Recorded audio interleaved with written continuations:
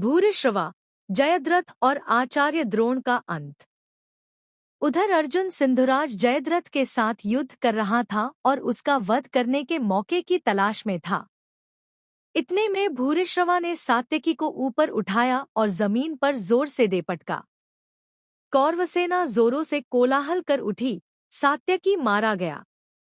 अर्जुन ने देखा कि मैदान में मृत से पड़े सात्यकी को भूरिश्रवा घसीट रहा है। यह देखकर अर्जुन भारी असमंजस में पड़ गया। उसे कुछ नहीं सूझा कि क्या किया जाए। वह श्री कृष्ण से बोला, कृष्ण, भूरिश्रवा मुझसे लड़ नहीं रहा है। दूसरे के साथ लड़ने वाले पर कैसे बाण चलाऊं? अर्जुन इस प्रकार श्री कृष्ण से बातें कर ही रहा था कि इतने में जयद्रथ द्वारा छोड़े गए बाणों के समूह आकाश में छा गए। इस पर अर्जुन ने बातें करते करते ही जयद्रथ पर बाणों की बौछार जारी रखी। ज्यों ही अर्जुन ने सात्यकी की ओर मुड़कर देखा तो पाया कि सात्यकी जमीन पर पड़ा हुआ था और भूरिश्रवा उसके शरीर को एक पांव से दबाकर और दाहिने हाथ में तलवार लेकर उस पर वार करने को उद्यत ही था। यह देखकर अर्जुन से रहा न गया। उसने उसी क्षण भूरिश्रवा पर तानकर बाण चलाया। बाण लगते ही भूरिश्रवा का दाहिना हाथ कटकर तलवार समेत दूर जमीन पर जा गिरा। अपना हाथ कट जाने पर जब भूरिश्रवा ने कृष्ण की निंदा की तो अर्जुन बोला, वृद्ध भूरिश्रवा, तुमने मेरे प्रिय मित्र सात्यकी का वध करने की कोशिश की है, और वह भी उस समय जबकि वह घायल और अचेतसा होकर जमीन पर निःशस्त्र पड़ा हुआ था। उस अवस्था में तुमने उसे तलवार से मारना चाहा। जिसके हथियार टूट चुके थे, कवच नष्ट हो चुका था और जो इतना थका हुआ था कि जिसके लिए खड़ा रहना भी दूभर था, ऐसे मेरे कोमल बालक अभिमन्यु का वध होने पर तुम सभी लोगों ने विजयोत्सव मनाया था। तुम ही बताओ कि ऐसा करना किस धर्म के अनुसार उचित था? अर्जुन के इस प्रकार मुंहतोड़ जवाब देने पर भूरिश्रवा युद्ध के मैदान में शरों को फैलाकर और आसन जमाकर बैठ गया। उसने वहीं आमरण अनशन शुरू कर दिया। यह सब देखकर अर्जुन बोला, वीरो, तुम सब मेरी प्रतिज्ञा जानते हो। मेरे बाणों की पहुंच तक अपने किसी भी मित्र या साथी का शत्रु के हाथों वध न होने देने का प्रण मैंने कर रखा है। इसलिए सात्यकी की रक्षा करना मेरा धर्म था। अर्जुन की ये बातें सुनकर भूरिश्रवा ने भी शांति से सिर नवाया और जमीन पर टेक दिया। इन बातों में कोई 2 घड़ी का समय बीत गया था। सब लोगों के मना करते हुए भी सात्यकी ने भूरिश्रवा का सिर धड़ से अलग कर दिया। सात्यकी के कार्य को सबने निकृष्ट कहकर धिक्कारा। लड़ाई के मैदान में जिस ढंग से भूरिश्रवा का वध हुआ था, उसे किसी ने भी उचित नहीं माना।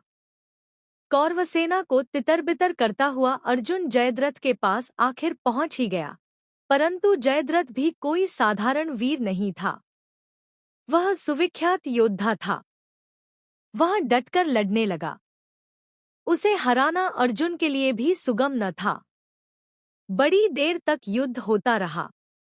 दोनों पक्षों के वीर सूर्य की ओर बार बार देखने लगे।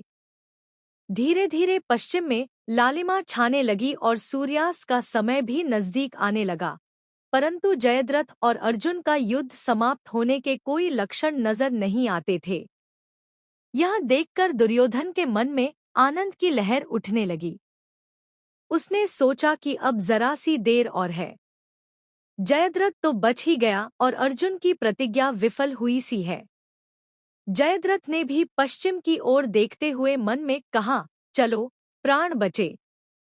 इसी बीच श्री कृष्ण ने अर्जुन से कहा, अर्जुन, जयद्रथ सूर्य की तरफ देखने में लगा है और मन में समझ रहा है कि सूर्य डूब गया, परंतु अभी तो सूर्य डूबा नहीं है।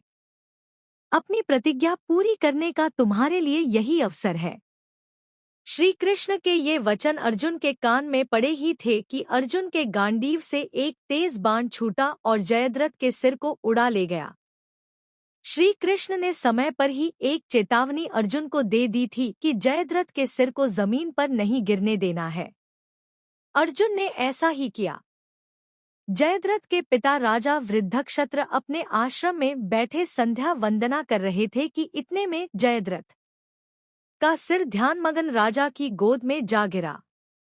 ध्यान समाप्त होने पर जब वृद्धक्षत्र की आंखें खुली और वह उठे तो जयद्रथ का सिर उनकी गोद से जमीन पर गिर पड़ा और उसी क्षण बूढ़े वृद्धक्षत्र के सिर के भी 100 टुकड़े हो गए।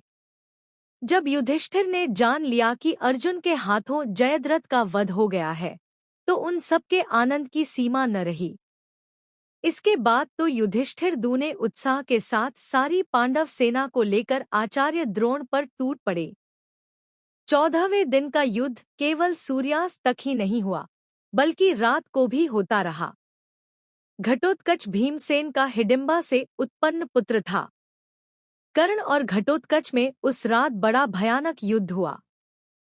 घटोत्कच ने कर्ण को भी इतनी पीड़ा पहुंचाई थी कि वह आपे में न रहा और इंद्र की दी हुई शक्ति का, जिसे उसने अर्जुन का वध करने के उद्देश्य से यत्नपूर्वक सुरक्षित रखा था, घटोत्कच पर प्रयोग कर दिया। इससे अर्जुन का संकट तो टल गया, परंतु भीमसेन का प्रिय एवं वीर पुत्र घटोत्कच मारा गया। पांडवों के दुख की सीमा न रही। इतने पर भी युद्ध बंद नहीं हुआ। द्रोणाचार्य के धनुष से बाणों की तीव्र बौछार से पांडव सेना के असंख्य वीर कटकट कर गिरते जाते थे। यह देखकर श्री कृष्ण अर्जुन से बोले, अर्जुन, कुछ कुचक्र रचकर ही इनको परास्त करना होगा। आज अगर परास्त न हुए तो ये हमारा सर्वनाश कर देंगे। इसलिए किसी को आचार्य के पास जाकर यह खबर पहुंचानी चाहिए कि अश्वत्थामा मारा गया। युधिष्ठिर ने काफी सोच विचार के बाद कहा कि यह पाप मैं अपने ही ऊपर लेता हूँ। इस व्यवस्था के अनुसार भीम ने गदाप्रहार से अश्वत्थामा नाम के एक भारी लड़ाके हाथी को मार डाला। फिर द्रोण की सेना के पास जाकर जोर से चिल्लाने लगा, मैंने अश्वत्थामा को मार डाला है। उधर युद्ध करते हुए द्रोणाचार्य ब्रह्मास्त्र का प्रयोग करना ही चाहते थे कि उन्होंने सुना कि उनका पुत्र अश्वत्थामा मारा गया। वह विचलित हो गए। साथ ही उन्हें इस बात की सच्चाई पर भी शक हुआ। उन्होंने युधिष्ठिर से पूछा। आचार्य द्रोण को विश्वास था कि युधिष्ठिर झूठ नहीं बोलेंगे। युधिष्ठिर असत्य बोलते हुए डरे, पर विजय प्राप्त करने की लालसा में किसी तरह जी कड़ा करके जोर से बोले, हाँ, अश्वत्थामा मारा गया। परंतु यह कहते कहते अंत में धीमे स्वर में यह भी कह दिया कि मनुष्य नहीं, हाथी। इसके साथ ही भीम तथा अन्य पांडवों ने जोरों का शंखनाद और सिंहनाद किया, जिससे युधिष्ठिर के अंतिम वचन उस शोर में लुप्त हो गए। युधिष्ठिर के मुंह से यह सुनते ही चारों ओर हाहाकार मच गया और इसी हाहाकार के बीच धृष्टद्युम्न ने ध्यानमग्न आचार्य की गर्दन पर खड्ग से जोर का वार किया। आचार्य द्रोण का सिर तत्काल ही धड़ से अलग होकर गिर पड़ा।